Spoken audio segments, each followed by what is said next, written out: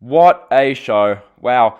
This WrestleMania 36, Night 2, personally, I'll look back on this show very fondly, and that's mainly for a couple of things. Edge vs Randy Orton, I loved it. Most people are going to say it was too long, it was boring, I don't like it, it was excruciatingly long. Look, I get it was too long, but at the same time, I loved it. Drew McIntyre, Brock Lesnar, it was everything it needed to be, and the coronation of McIntyre, which you're seeing it on screen now, Drew McIntyre getting his moment. But the thing that I take away most from tonight, and this WrestleMania 36 Night 2 show, was the Firefly Funhouse match, Bray Wyatt, The Fiend, against John Cena. That was a creative masterpiece. That was a work of art. If you haven't seen the Firefly Funhouse match, or the Funhouse match, go and watch it right now. I'm dead serious. That was one of the best things I have seen in God knows how long. Now, I'm not going to spark a whole debate whether that was better than the Boneyard match. I'm sure that's going to be debated in the community for days and weeks to come. But, oh my god, Wyndham Rotunda, the man who plays Bray Wyatt's character on TV, Wyndham Rotunda, his creative mind is second to none. Just, this Firefly Funhouse thing, I review it in full later in this video, and I literally go through everything that happens in it because I was just in awe at how great this was. The way Bray Wyatt, Wyndham Rotunda, incorporated his whole, just this dark journey he's gone down ever since the WrestleMania 30 loss to Cena, he incorporated all of these feelings and thoughts he must have had in the 6 years between then and now, and he incorporated that with use of like WrestleMania and a callback to WrestleMania 1 and callback to the NWO with the Hulk Hogan and the heel turn that happened there. And they did callbacks to everything. Callbacks to the Doctor of Thugonomics version of Cena. Callbacks to Cena's debut. All of this stuff. It was a masterpiece. I love the Firefly Funhouse match. It was so good. Just everything about it. And the stuff where Cena's basically Hulk Hogan and Bray Wyatt could never have his moment. They had so many little hidden references in there. It's a match that I'm going to have to go back and watch multiple times just to get every little thing. It was incredible. So, that was the Firefly Funhouse match. I absolutely loved that. Outside of the Firefly Funhouse match, McIntyre's coronation and Last Man Standing, which a lot of people are going to hate on because it went 36 minutes, which, yes, it was 10 minutes too long, but I still loved it. Even though the commentary was just horrid. Byron Saxton and Tom Phillips in that match should be reprimanded. That was a god-awful commentary performance. It sounded like they were commentating bloody golf. It was just, what were they doing in that match? Tom Phillips and Byron Saxton, they went silent for 8 minutes at a time. Anyway, so Edge's return match, awesome. Otis and Dolph Ziggler had their match. Otis had the big WrestleMania moment with Mandy Rose. I love that. That was really good. Just Otis getting his moment. Mandy slapping Sonya Deville, nutshotting Ziggler. Just that whole thing was great. I love that. Outside of that, this show, Aleister Black and Lashley, whatever. Bianca Belair saving the Street Profits after their win in the Raw Tag Title match. That was cool, I guess. I mean, the opener, Rhea Ripley, Charlotte Flair. Charlotte Flair is NXT Women's Champion. How's that going to work? We'll wait to see. That match went 20 minutes in the opener. Personally, I enjoyed it. I didn't think it was incredible, but I enjoyed that match for what it was. Rhea Ripley, Charlotte Flair. So, that was their match. The stuff with Rob Gronkowski throughout the show, the 24/7 title, that was nonsense. I could not care less about Gronk and the 24/7 title. And then the other thing of note, the SmackDown Women's title. Sasha Banks didn't win the title tonight, so I know a bunch of you will be disappointed about that. But that being said, Lacey Evans or Tamina aren't champion, okay? We've still got Bayley as champion. We're doing Bayley and Sasha going forward. So that was WrestleMania 36 Night 2. Time to get into the more in-depth for some of it. So the rest of the review, bit by bit. So hopefully you guys enjoy. Let's get into this thing. This show, much better than Night 1. So yeah. So that being said, we'll move on to the show itself, the kickoff show. We had Corey Graves and Peter Rosenberg once again, just WWE shills. Anyway, we have Natalya vs. Liv Morgan for our kickoff match. This felt like a match you'd see on main event, completely random, like a throwaway match. This went for 6 minutes, nothing special. Both women were screaming like banshees. In the end, Liv Morgan gets the win. Whatever. This didn't need to happen. So from here onto the main show, we get literally the same first 10 minutes as yesterday. Stephanie McMahon welcoming us to the show, the Pirate video package, and then Gronk welcoming us in again. So nothing really to note there. From here, we go to the NXT Women's Championship, Rhea Ripley versus Charlotte Flair.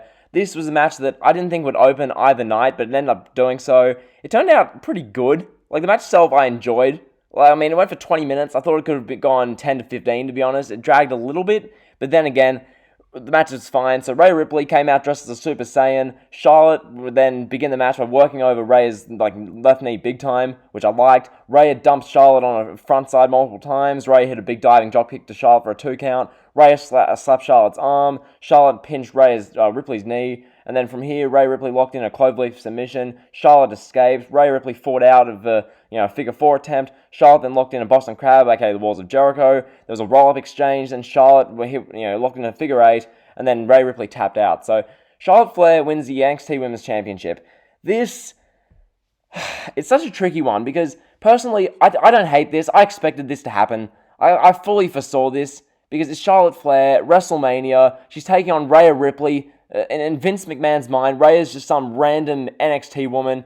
Rhea Ripley doesn't look like a Barbie doll. She's not blonde. She hasn't had all these enhancement plastic surgeries. Okay, so in Vince's mind, having his queen, get the win and become an NXT Women's Champion, it makes sense. But then I look going forward. I guess Charlotte's gonna be on NXT now. I guess. I mean, Charlotte versus Io Shirai, Charlotte versus Candice LeRae. I look forward to seeing those matches. But where to for Rhea Ripley? Rhea wins the title back eventually, I assume. So that's what they're going to do there. But yeah, this whole opening match was just... It went for 20 minutes. Pretty good match. It wasn't above 4 stars. Some people, like Adam Blompier, said it was an incredible opening match. No, it wasn't. So that was the opening. Charlotte Flair wins the NXT Women's Championship. From here, we get a recap of Night 1, whatever. And then we go to Aleister Black versus Bob Lashley. So yeah, I'm a massive Aleister Black fan, but I really didn't care. So in the end, Lana screams at Lashley to spear Black. Black hits the Black Mass and gets the win. No reason to care. This felt like a Raw match. I'm not really including this, but anyway. So from here, we got Bayley and Sasha interviewed backstage. Bayley says that she'll work together with Sasha, and then we get Sasha Banks after Bayley walks off saying that we'll see how badly she wants to win the title. So they're building up towards this 5-pack challenge here. That was fine. From here, we go to Gronk wanting the 24/7 title, moving on. Then we get Otis vs Dolph Ziggler. So Ziggler came out with Sonya Deville. The video package of this was amazing. And then from here, we get Otis coming out. Michael Cole says this is one of the most personal matches in WrestleMania history. Sure. And then Michael Cole, this clown, says that Ziggler and Mandy are 2 of the worst people in the world. Cole, there are terrorists on this earth. There are people who, kill others, people who decapitate others, but Ziggler and Deville are the worst people on earth. Sure, Cole, you clown. And from here, JBL was at his absolute worst. He's just venting, because JBL, when he does this, I think he has Tourette's. He just starts shouting stuff. It doesn't make any sense. It's incoherent. JBL's just shouting. So we get JBL shouting about Otis looking like a zoo animal. From here, we get the match. Otis, he had this, black overall gear with blue, white, and yellow, streaks on it. It was fine. The match was mediocre. In the end, Mandy Rose makes her entrance. She storms down, slaps Sonya Deville, takes her out. Then she gets in the ring, nutshots Dolph Ziggler. From here, Otis does the caterpillar, big elbow drop. 1, 2, 3. Otis pins Ziggler. And then we get the big WrestleMania moment afterwards. Otis kisses Mandy Rose. If there was 80,000 people in Raymond James Stadium, it would be even better. But for what it was, I really enjoyed this. It really worked. This was a great WrestleMania moment. As I said, in front of 80,000, it would have been so much cooler, but for what it was, I really enjoyed this. So this was the first thing I really, really enjoyed on the show, and then it kept going from there. So then we go to the last man standing match, Edge vs Randy Orton. This one, I've seen a lot of fairly negative opinions on this because it went too long. Personally, I love Edge. I love Orton. I love this storyline. This is the match I was most looking forward to coming into the show.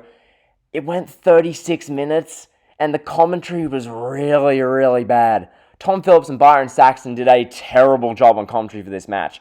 So, anyway, get to the review. Edge's entrance, it gave me goosebumps, seeing Edge make his WrestleMania entrance. Oh, and also, I watched the WWE 24 thing on Edge. That was amazing. That was an hour and 15 minutes I spent watching that. That's how long it went for. It was amazing. So, Edge made his entrance. From here, Orton's music hits. Edge is waiting for Orton. From here, Orton is dressed as a cameraman. He surprises Edge with an RKO. From here, the match is about to start. Orton hits another RKO on Edge. From here, they begin brawling and fighting around the PC. As I said, my main gripe with this match was the commentary. It was just inconsistent. It sounded like they were commentating golf. They wouldn't talk 6 minutes. We'd just hear all these, the groaning noises, the chuh of the punches, and the chuh, huh, and a bunch of grunting sounds. That's all we heard. We didn't hear Tom Phillips or Byron Saxton for minutes on end. Anyway, so They start brawling around ringside. They go brawling around the performance center. They go into the gym. They use that space a bit. From here, they go back inside the arena, which is cool. Then they go through some corridors, hallways, go around ringside once again, trying to make you forget that there's no crowd. So that was good. From here, they find themselves in a meeting room. Orton sends Edge crashing through the boardroom table. They're slamming each other into pay-per-view posters on the walls. The match really did drag, though. Like, this could have gone 15 minutes less and had the same effect. That was the main gripe people having with this show, and I fully get that. The only reason I'm so happy with this match is because I'm such a big fan of these guys. But anyway, so cameraman got knocked down during this. It was really funny. From here, they fought to the interview area with Orton in control. Edge was selling his neck and trying to feel his fingers, which was awesome. From here, Edge laid Orton down on the table. He climbed up and did an elbow drop through the table. From here, we got Orton's back getting cut. Orton did a draping DDT to Edge on like a truck. From here, they gradually got their way to this the top of this NXT truck. From here, Orton lines up the punt. Edge then spears Orton on the truck roof. They both get up. From here, Orton RKO's Edge on the roof, which is awesome. Both men got up. From here, Edge didn't get up for this part. Then Orton went and grabbed 2 chairs. He climbed down from the truck. He went and got the 2 chairs. He started clobbering Edge with the chairs. From here, Orton lined up Concerto on Edge. Edge escaped and did a sleeper. From here, Edge, he ended up hitting a spear on Orton. And then Orton's laid out in the chairs. Edge does the Concerto to Randy Orton, but first he was doing the crying thing. You saw it before. Edge's face, he was having tears. He was sobbing. Incredible acting. Phenomenal storytelling. Concerto to Randy Orton. Edge wins the last man standing match. I love this, but it did go too long. The commentary sucked. And 36 minutes was just too long. So that was that match. From here, the Raw Tag Team titles. We get Street Profits vs. Garza and Theory. Basically, Selena Vega's headpiece was, I found it awesome. So you'll see that in a moment. That was sick. The match itself, it got the amount of time it needed to. It was 7 minutes. We got some good athleticism, and the Street Profits retained, as you'd expect. Theory ate the pin, and afterwards, Garza and Theory got angry. They started beating up the Street Profits. Bianca Belair came down, made the save, speared Zelina Vega. So Belair has her little WrestleMania moment here. Fine, was all it needed to be. From here, we go to the SmackDown Women's Fatal 5-Way, 5-Pack Challenge. This, Bayley, Sasha, Lacey, Naomi, and the wild card. Pretty much everyone, I'll just go through the eliminations here. This kind of dragged. So after 10 minutes, everyone hits their aerial moves and pins Tamina. Then Sasha Banks submits Naomi. Then Bayley pushes Sasha Banks into a woman's right from Lacey Evans. And then that eliminates Sasha Banks, that caused immense tension. And then this left Bayley and Lacey Evans. Everyone was just dreading, don't let Lacey Evans win this match, please. Don't have Lacey Evans win. So in the end, we got literally Sasha Banks, she was sitting at ringside during the Bayley and Lacey thing after being eliminated. Pretty much Bayley is going to Lacey. Everyone's dreading that Lacey will win the title. No one wants Lacey to win the title because it's Lacey Evans. Who really cares? In the end, we get Sasha Banks coming in, hitting Lacey Evans with a move. Bayley then clobbers Lacey Evans, and then Lacey Evans gets pinned 1, 2, 3. So Lacey loses. That's good. We're clearly setting up Bayley versus Sasha because afterwards Bayley was holding the title, posing with it, and Sasha Banks was just staring her down. So that was really good. Bayley, Sasha's coming out of this for the title. It's good Tamina and Lacey didn't win, so Bayley, Sasha going forward. Sasha didn't win here, so some people are annoyed, but in the end, it doesn't really matter. And then we have the Funhouse. I loved everything about this. The creativity of Bray Wyatt, and probably Cena as well a little bit, but Bray Wyatt, Wyndham Rotunda, take a bow. This was absolutely phenomenal. Genuinely, I'm giving this 5 stars. This was better than the Boneyard match. The Boneyard match, it worked for the 2 characters. The amount of thought that's gone into this by Bray Wyatt. This genuinely was his brainchild from 6 years of just contemplating and going through everything that happened with Cena. Everything that happened in WrestleMania 30, that was the downfall of Bray Wyatt and that character. Everything that went into that, Bray, he utilized that. And the history of WrestleMania, the history of Hulk Hogan and Cena's comparisons, them being Superman.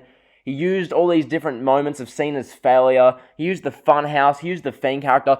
The way he put this together, I'm mainly putting this on Wyndham Rotunda. This was absolutely phenomenal. I loved everything about this. Genuinely,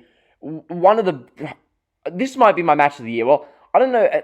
Calling this a match is a bit weird because it was like a movie type thing. It was a bit like the Boneyard match, but the Boneyard match is more physicality and just kind of a creepy vibe. This was so creative. I love this Funhouse match. If you haven't seen this Funhouse match between Bray Wyatt and John Cena, Go out and see this thing now. Seriously, go out and watch it right now. This was one of the best things I've seen on WWE programming in I don't know how long. This was... I'm going to go back and watch this like countless times. Just the thought process. Stuff like this is what happens when you let creative people be creative on your WWE show. Because WWE take care of the production value. We saw that with the Boneyard match. We saw it here. This was just phenomenal. So, anyway, we begin this. We get the video package for it. Cena then comes out in the Performance Center. He's wearing all his like green current gear. He's like looking around, waving to the crowd, faking all his interest. And then from here he's like, welcome to and he's supposed to say WrestleMania. Then we cut to like this glitch-filled compilation of Vince and Mean Gene Okerlund saying welcome to WrestleMania. From here we see Bray Wyatt in the Firefly Funhouse welcoming Cena.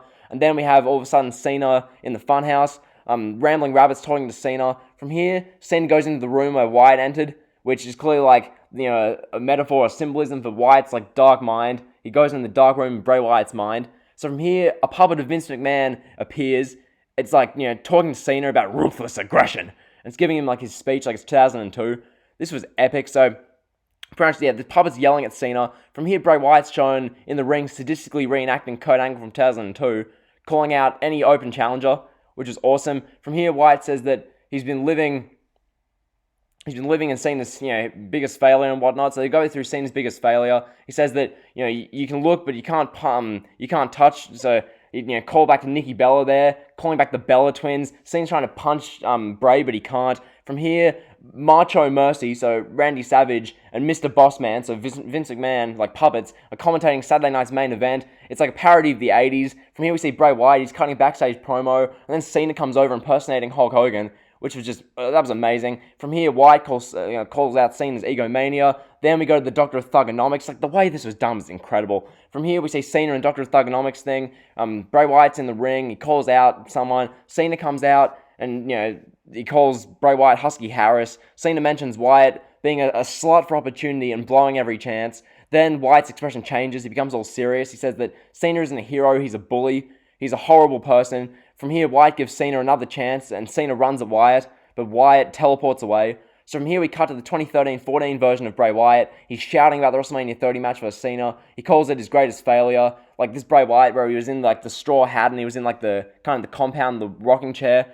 So, you know, he calls it his greatest failure. Then we see Bray Wyatt and Cena as their 2014 selves. Wyatt calls Cena Superman. So we then do a callback to WrestleMania 30. Just the editing was incredible. They do the steel chair shot thing where Wyatt's on his knees begging for the chair shot. Cena, he ends up, you know, hitting him with the chair and he's punching away.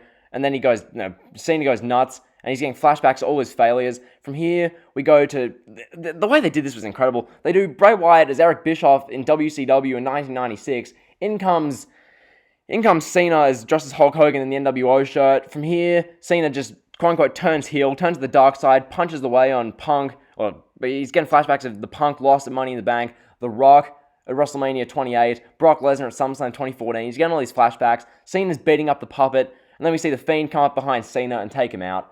Just, this Funhouse thing was absolutely phenomenal. Wyndham Rotunda, take a bow. That was special, so the Funhouse is amazing. From here, we see Titus O'Neil, who's like our replacement host for Gronk, because Gronk won the 24/7 title. I probably didn't mention that, but whatever. Then we go to our main event, singles match for the WWE Championship, Drew McIntyre versus Brock Lesnar. This was a damn fun little squash. Pretty much, it didn't go very long. It went like 5 minutes. Drew McIntyre, Brock Lesnar. It was much more enjoyable than Brock and Strowman, but it wasn't that much different, really. Brock came out of the gate dominant, hit a few suplexes, few F5s. McIntyre sold for Lesnar a bit. And then we literally got McIntyre hitting a couple of claymores, and then he pinned Brock Lesnar. So Drew McIntyre defeats Brock Lesnar clean in the middle of the ring. 1, 2, 3. Drew McIntyre wins the WWE Championship. Awesome stuff. I really, really enjoyed this. So we end the show with Drew McIntyre having his moment. He's like crying in the ring, holding the title. Once again, in Raymond James Stadium, this would have been so much better, but I can't complain. It was awesome for what it was. So that was WrestleMania 36. Just a great show. I really enjoyed it for night 2. You know, if you enjoyed the review, be sure to like, comment, sub. You guys know the drill. Go and check out the Funhouse match now. The main event was fun, and the last man standing match went too long, and Otis Ziggler I liked. So that was the show. Hopefully you enjoyed. Be sure to like, comment, sub. You guys know the drill. See ya.